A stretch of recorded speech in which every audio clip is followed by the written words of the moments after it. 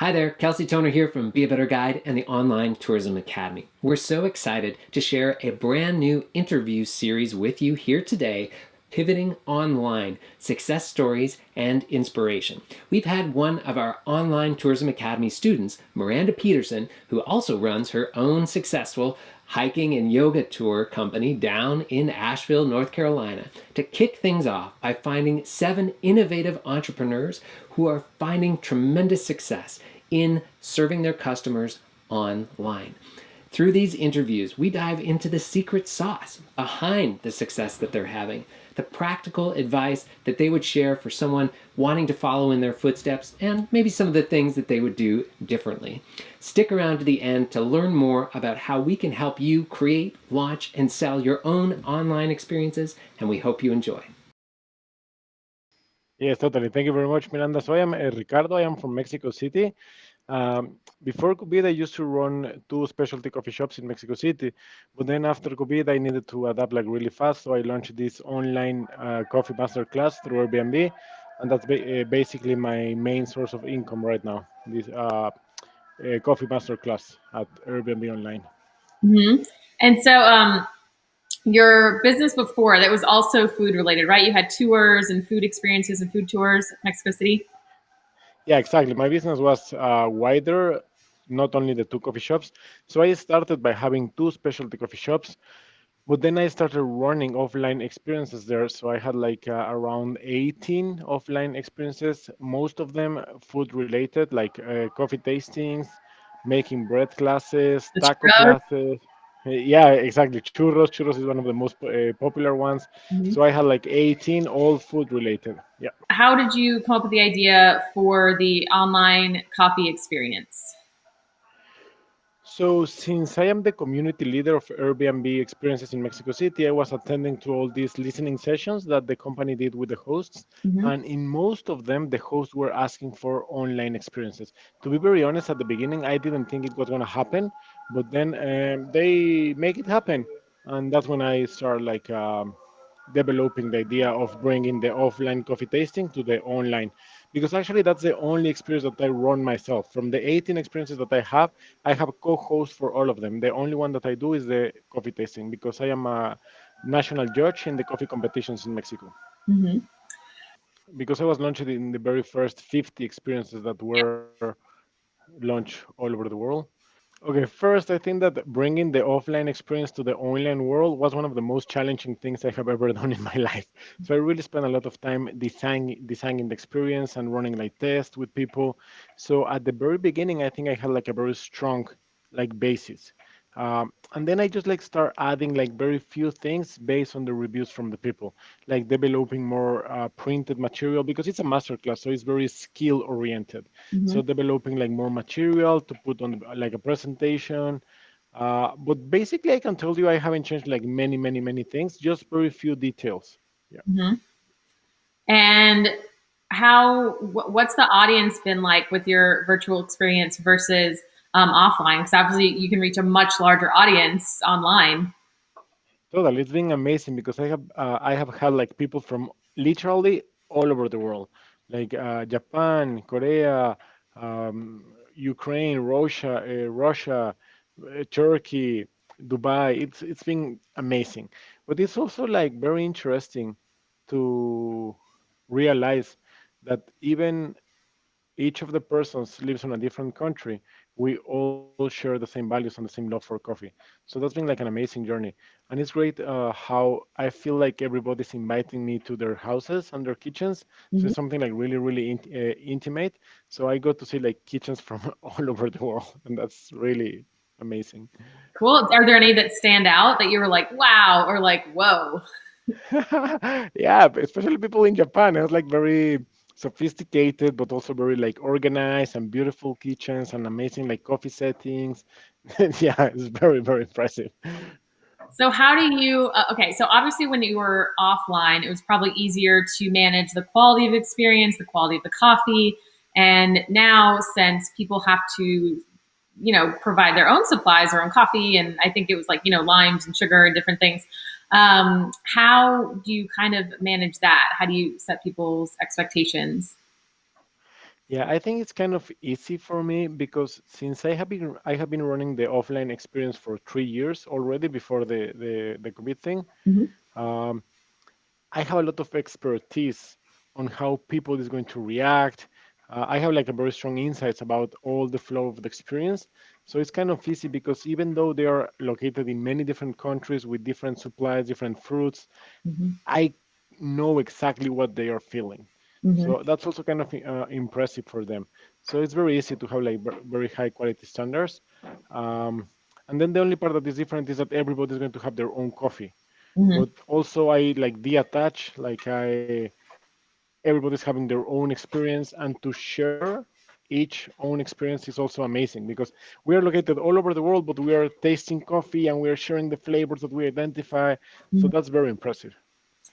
Cool. And so that's another really key point, I think, to having a successful virtual tour business or virtual experience is the interaction, right? Connecting with people, engaging them, because they can go, they can watch the cooking channel or they can watch YouTube, and I feel like the interaction is what really makes that experience different. So, how have you found the interaction to be? Do they just interact with you? Do they interact with each other?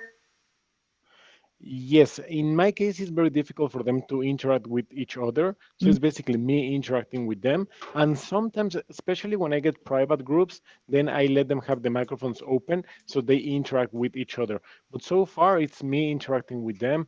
Mhm. And it's very important, like to call people by their names because they need to mute and unmute. So they need to, if you ask like an open question, maybe nobody knows if it's the right time to answer, so they don't answer. But if you call specific names and the way you handle it in order to get that interaction, it's very, very important and also very challenging.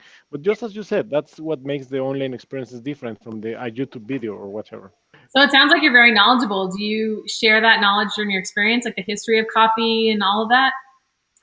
Not in the master class because that's totally focused on a skill. Okay. But I am about to launch a new experience that is going to be coffees from the world, starting with Turkey.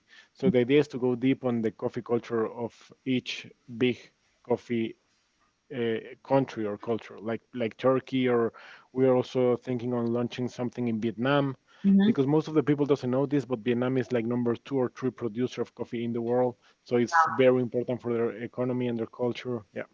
Basically, this first experience you've learned, and so that's going to inspire you to create other experiences. And then you have that list of people that have done, this first coffee experience. Oh, you like this experience, perhaps you'll like this one, and then you can, reach back out to those people and keep growing more experiences. Is that kind of the plan? Yeah, that's totally the idea. I hope that it happens just like that, just as easy as you said.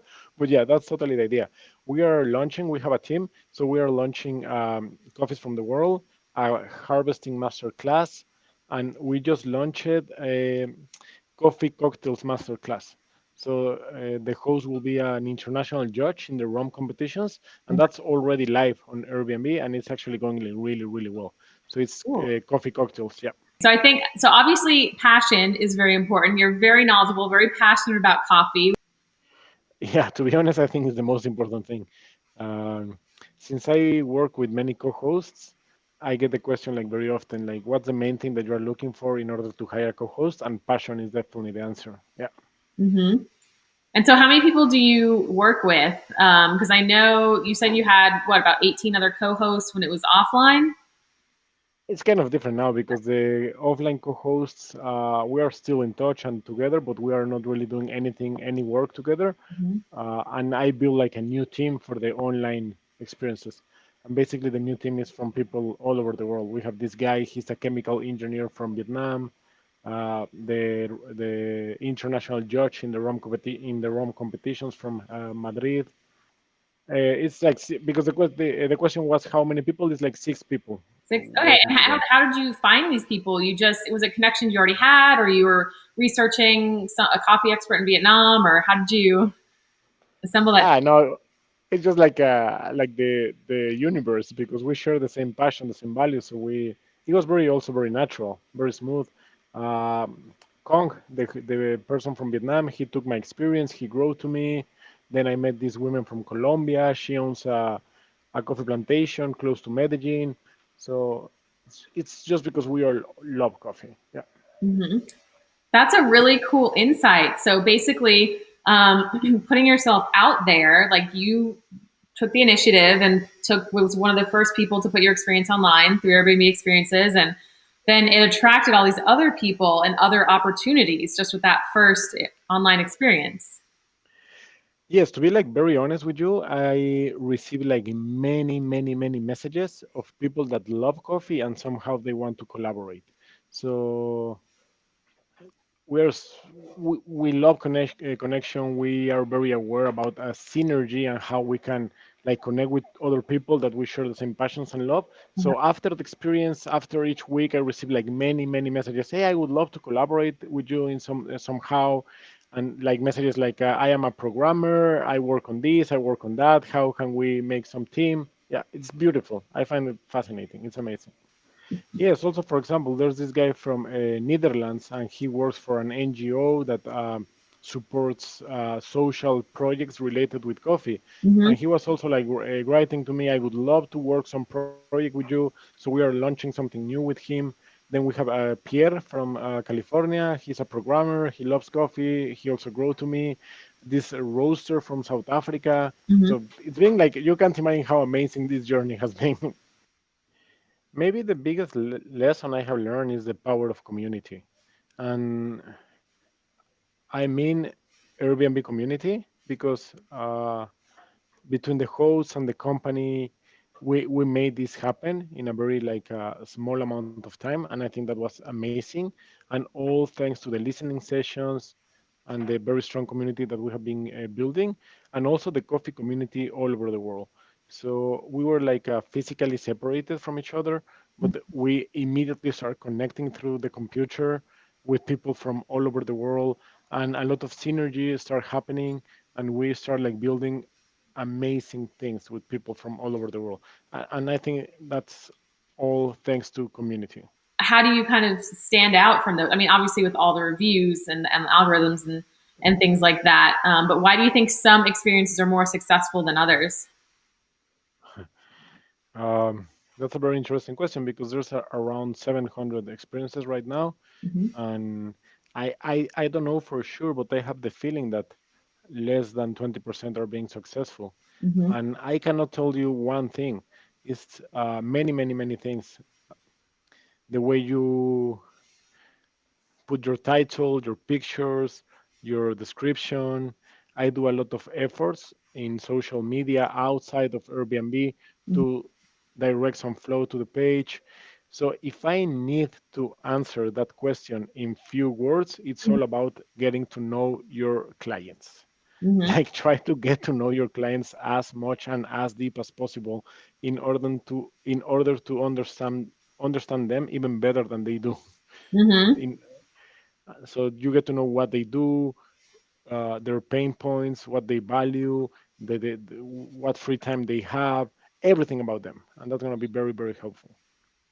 Yeah. So how did you kind of figure out that information about your clients? Just asking them or taking notes when you're talking with them? Did you ask for specific feedback, like surveys or anything? Yeah, just talking to them, it's very important being very aware during the experience. Um, I used to do this thing offline that I love. Every time that I used to have a guest that has booked more than 10 experiences, I invite him for a coffee, for example. And I say, do you mind going with me for a coffee? They always say yes because they have the chance to talk with the local. And I start talking to them, asking the right questions. Yeah, I love to, for example, to read the reviews of the competition. Mm-hmm. And by competition, I mean the other experiences, but also maybe restaurants in Mexico City, Mm-hmm. TripAdvisor, Google reviews. So you have all the information out there. You just need to read. You And just need to know where to you, look for it.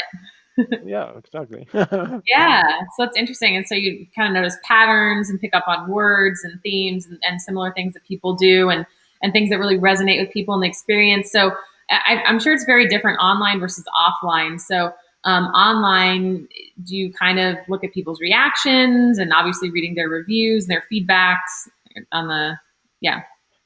Yeah, to look at the reactions is very important. It's very difficult also because you have like a very small range of possibilities. It's not like offline, you have like the reaction, they talk, they tell you. online is just like a tiny squares on the screen, so it's very, very difficult. But just being very aware and doing like this very, I mean, like the intention behind and trying to be like very in the moment and very present is gonna be very, very important. Maybe for other hosts, would you say don't be afraid to be like silly or over the top, or do you feel like you have to be like a little more engaging or emotive than you would be offline? Exactly, yes. Yeah. It's a totally new ecosystem and everything works different. But it's also a great training to host experiences offline, and it's overall a great training. Mm-hmm. Yeah, the reactions are very important. I remember this time I had this guest from Japan, and she was unable to speak like a really good English, and I'm also not very good at speaking English. So You are we so were good. so we were communicating with signals, and it was beautiful because we were smiling and laughing, and everything was about signals. Yeah. I am a scuba diver also, so I use scuba diving signals through the experience, and I tell them, okay, so we are going to communicate through scuba diving signals, and this means that everything is okay.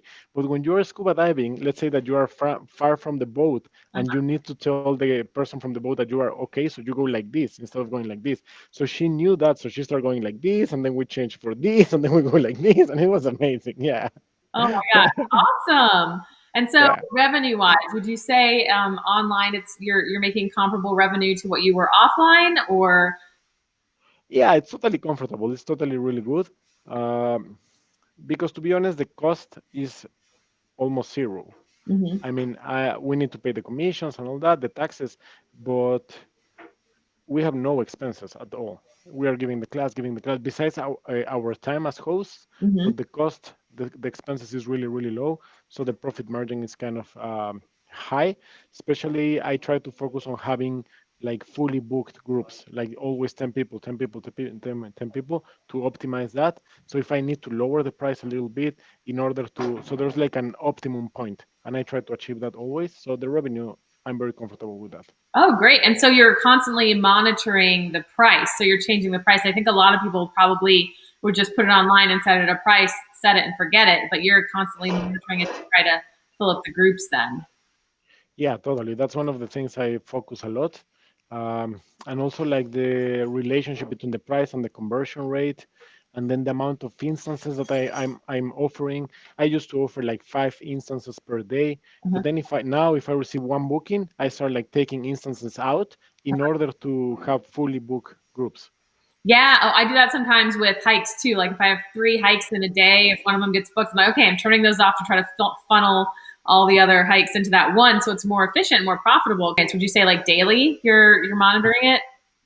Totally daily. Yes, that's the very first thing I do in the morning. Yeah. Yes, totally. Time zones are very important, especially at the very beginning. I used to have a lot of people from Asia. So the late instances in Mexico City, like 8 p.m., 9 p.m., were the morning of Asia. So that was really good. And I used to love it because it was like a surprise. Like those instances, I was connecting to Zoom and a lot of people from Japan, Korea, China. So that was beautiful. So yeah, time zones is very important. Now on Airbnb, you have this thing that is going to let you know, like, when it's more likely that you're going to get booked. So that works a lot. I was hosting the experience myself, so I started with 6 groups a day, then 5, 4, all the way to 3. Mhm. But now I am working with a co-host, so Mhm. we are again going to 6 instances per day. Right, you can work from anywhere since your business is online and virtual. You can even host from there if you wanted to. Yeah, totally. I have hosted like 2 experiences here, so yeah, it totally works. It's amazing Cool. becoming And like a so digital nomad. do you see virtual experiences still existing even after they have a vaccine or when travel is more or less back to normal?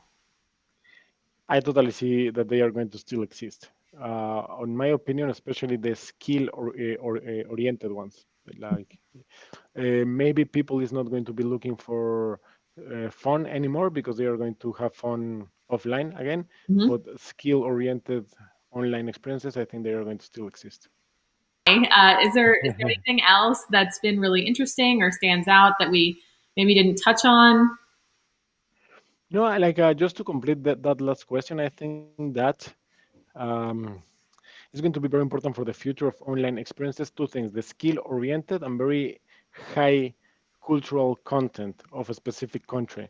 because people is finding that this is actually kind of like a way to travel and to get to know like other countries. For me, it has been amazing. I took like this street art on India.